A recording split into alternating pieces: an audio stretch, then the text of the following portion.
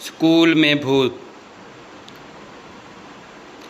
बच्चों के लिए स्कूल जाना दूसरा घर कहलाया जाता है। घर जहाँ हमें सेफ फील करते हैं।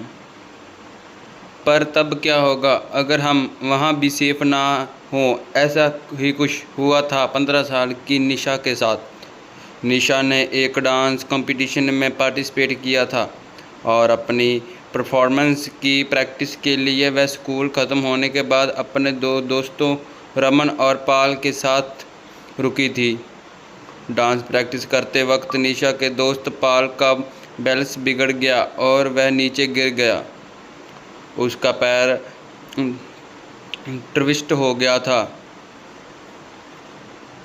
और वह बुरी तरह दर्द से चिल्ला रहा था। स्कूल के सब टीचर्स जा चुके थे और हेल्प के लिए उन बच्चों के पास कोई भी नहीं था। तभी निशा भागकर मेडिकल रूम में गई, लेकिन वहाँ भी तब तक ताला लग चुका था। उसी वक्त निशा को लगा कि जैसे कोई उसके पीछे से ऊपर गया है। वो उड़ी तो उसे एक परछाई ऊपर जाती दिखी। निशा को लगा कि शायद स्कूल स्टाफ में से कोई तो अभी भी स्कूल में है और इसीलिए निशा उसे रोकने के लिए उसके पीछे भागी। निशा स्कूल के 3rd फ्लोर पर आ चुकी थी। उस फ्लोर पर स्कूल स्टाफ के अलावा किसी की भी जाना मना था। निशा पहले तो वहाँ सीढ़ियों के पास ही खड़ी होकर आवाज़ लगाने लगी, पर उसे कोई जवाब नहीं मिला। इसलिए वह थोड़ी आगे गई। उसने देखा कि उस फ्लोर पर सिर्फ एक ही रूम था और उस पर भी ताला लगा हुआ था। निशा को कुछ वहाँ तो वह परछाई को अपने मन का वह मानकर वापस जाने लगी। लेकिन तभी उसे आवाज़ आई जब निशा ने पलटकर उस कमरे की तरफ जो ताला लगा था वह टूटकर नीचे गिरा हुआ था। निशा एकदम से चौंक गई। वह उस रूम के अंदर गई। उसे दिखा एक आदमी खिड़की की तरफ मुंह कर खड़ा है। निशा ने उससे पूछा क्या वह उसके साथ चलकर पाल की मदद करेगा, लेकिन वह आदमी में निशा को कोई रिएक्शन नहीं दिया। निशा को सब कुछ बहुत अजीब लग रहा था। उसने फिर से उस आदमी को पुकारा, लेकिन तभी अचानक उस कमरे का दरवाज़ा अपने आप बंद होने लगा। निशा ये देखकर घबरा उठी। वह दरवाजे की तरफ गई और उसे खोलने की कोशिश करने लगी, लेकिन वह दरवाज़ा नहीं खुला। तभी निशा को उस आदमी की हंसने की आवाज़ आने लगी। वह बहुत डरावने तरीके से हंस रहा था और धीरे धीरे उसकी हंसी तेज होती जा रही थी। निशा में पलटकर देखने की हिम्मत नहीं हो रही थी और वह डर के मारे जोर से दरवाज़ा पर पीटने लगी।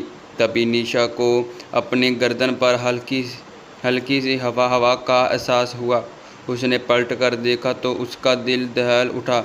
वह आदमी जो कुछ देर पहले खिड़की की ओर देख रहा था वह अब ठीक उसके सामने खड़ा था।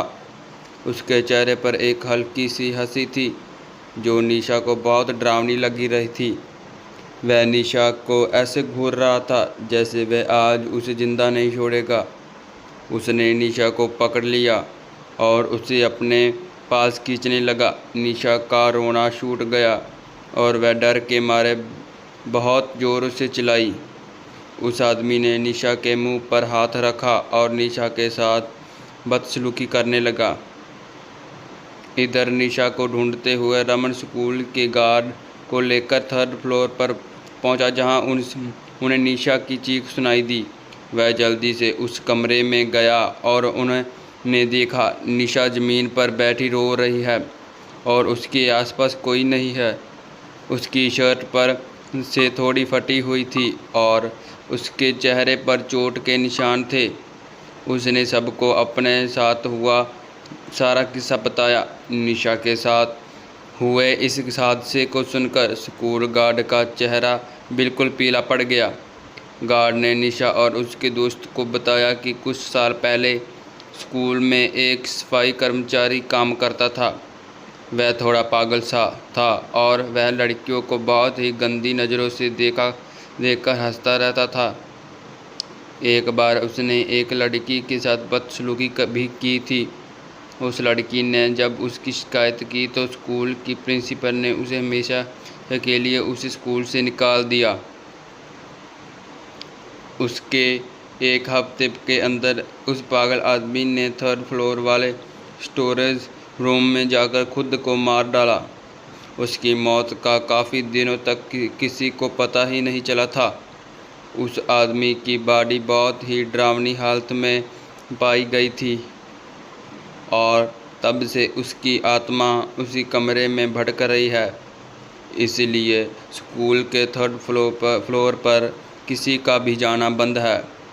इस इंसिडेंट के बाद निशा इतनी डिस्टर्ब हो गई कि वह कुछ दिन तक स्कूल ही नहीं गई, बल्कि कुछ ही महीनों में उसने एक नए स्कूल में एडमिशन भी ले लिया। लेकिन वह कभी भी उस आदमी का भयानक हंसी नहीं भूल पाएगी।